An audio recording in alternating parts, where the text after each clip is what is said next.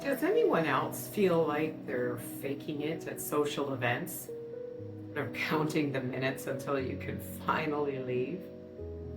If you feel like you're pulling away from society, from a crowd, whether it's because you're getting older, managing a chronic condition that makes going out of physical endurance activity, or you've just realized you're an introvert who's done pretending, then this conversation is for you. For years, I forced smiles and the small talk until I was completely miserable.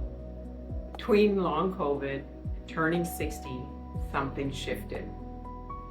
I realized I don't even want to see most people anymore. I think they're fake. And frankly, I'd rather be right here with my doggos. In today's video, I'm explaining the social tax and why choosing your couch over a social engagement isn't really being antisocial. It's finally being honest about what your time is actually worth.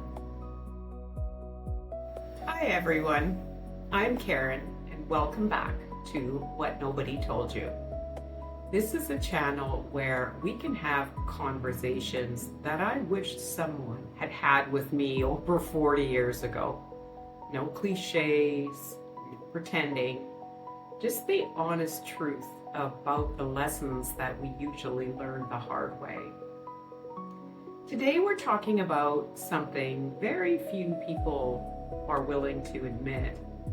You know, it's like that light bulb moment where you stop asking, what is wrong with me? And you finally realize, oh, I just don't like any of this, and maybe you never have.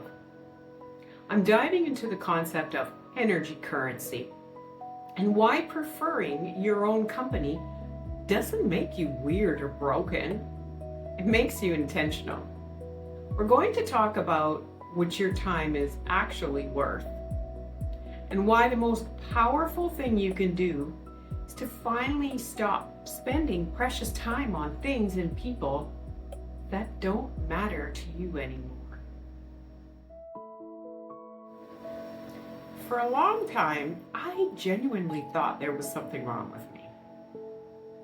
People seemed to enjoy parties, and they were so comfortable and at ease mingling.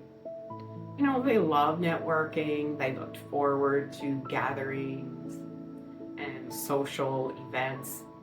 And I kept waiting for the feeling to arrive and to be able to achieve that feeling of anticipation and excitement. And I just never got there. Then COVID definitely changed me as I developed long COVID after I got the COVID infection, and my energy level changed. So my tolerance also for people and crowds and anything like that also changed. Like many people, I started protecting my energy much more carefully. Like energy became like a currency and I was on a strict budget. But if I'm really honest, this didn't begin with COVID. COVID simply gave me the permission to stop pretending. I guess when I look back over my life, I realize I spent decades trying to fit into someone else's idea of what a sociable, well-adjusted, successful person looked like. I'd say yes to things just because I thought I should. And I'd go because I didn't want people to think I was a weirdo and antisocial. I'd worry that people would think I was strange if I said I preferred staying at home. It was like I was playing a role. And here's the strange part. I don't remember many of those evenings as being particularly fun and enjoyable. I mean, maybe a handful here and there. I just remember being relieved when it was over and I could go back home. And I wished someone would have told me all those years ago that it's okay to enjoy your own company. I mean, some people are social butterflies, and then some people just aren't built that way, and they prefer to be on their own, and that's okay. Here's what I discovered. This isn't actually about becoming like antisocial or being different. It's living true to who you are. In the helping field, we just call it like congruence, self-congruence. Basically, it means that your outside and kind of your inside, your behavior finally match. For decades, it was like I was kind of like a shapeshifter. You know, I tried to be the woman who loved the social gathering, laughing, smiling, and the endless small talk, because I thought that's what a happy, successful woman did. But here is the thing. The older I get, the less interested I am in performing and living up to other people's expectations. I guess that's the greatest gift at being 60s. You stop asking, what will they think of me? And you even start asking, do I even like these people? I started looking at my energy like it was a bank account, and often I'll call it like social tax. Like every yes has a price tag. It costs time, it costs gas money maybe, but more importantly, it costs recovery days. You know, when you're 20 and you're healthy, you just have this unlimited line of credit with your energy, and it's a renewable resource. But at 60, and especially after something like long COVID, you're playing with cash, and that cash is limited. So now, before I say yes, I ask, is this event worth the price that I'm going to have to pay? If I go to dinner tonight, am I okay with being exhausted all day tomorrow, maybe even in bed? Usually the answer is no. That's not being selfish. That's just being a good steward of the time you have left. People tell me sometimes, oh, Karen, you've changed. That's right. I have. I've lost my tolerance for just fake. I don't want to hear gossip and all about your fake life. I don't want to hear about your political views, your weird conspiracy theories, and why you think the world is going to shit. I don't want to talk about how you hate your job, your partner, your city, and yet you refuse to do anything about it. And I definitely don't want to stay in a room where I have to pretend to either like you or pretend to be happy just to make someone else feel comfortable. I'm pretty sure people call me a and I'm okay with that. I'm not harder to get along with, I'm just harder to impress. If your company isn't better than my solitude, I'm staying home with my dogs, plain and simple. I know, I can be a little bit blunt, but that's kind of just who I am. But I also know that for a lot of you, like saying no feels like dropping a bomb in the middle of a room. I mean, you don't want to be an ass about it. You don't want to justify your decision. You just want to be left in peace. So responding to requests can be difficult. So let's talk about how to actually say no without burning your house down. So scenario one is the vague, oh, we should grab coffee trap.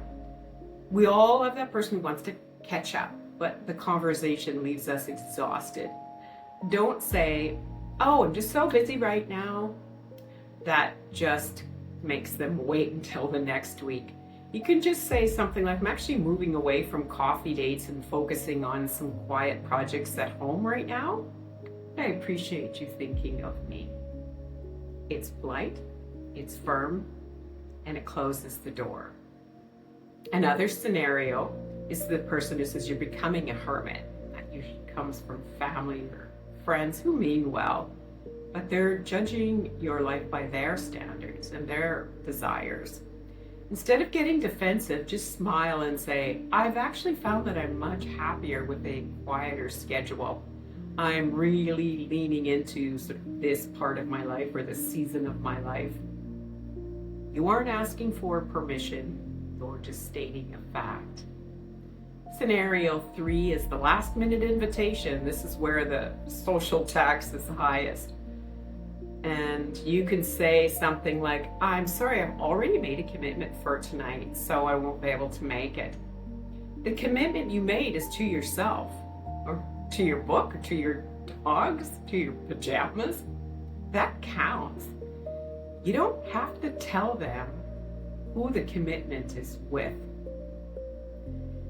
And here is the golden rule of the honest no. Stop over-explaining. When you give a long list of excuses, you're actually giving the other person a chance to fix your problems so you can come. Have a headache invites them to say, oh, we'll give you an aspirin. I'm not available is a complete sentence. You know, I think being a hermit, really, or whatever you want to call it, is only a bad thing if you're feeling really bad, if you're lonely. But if you're peaceful and you're really comfortable in your own skin, that's not a crisis. That's a luxury. And really, we've earned it. I've spent the last over 40 years trying to fit in a mold that just wasn't meant for me. And my only regret is that I didn't stay home. It's that I didn't start staying home sooner and saying what I really felt. Maybe you aren't becoming a loner, maybe you're just finally becoming you. So before you go, I want to hear from you in the comments, and I really do read them. What is one social obligation that you finally stopped doing? You know, whether it's the annual office party or that one friend who calls only to complain, or tell me your social tax story in the comments below. And if this resonated with you, please, if you could, hit the like button and subscribe button. It helps me grow. So I'm Karen, and this is what nobody told you. Protect your peace, and I'll see you in the next video.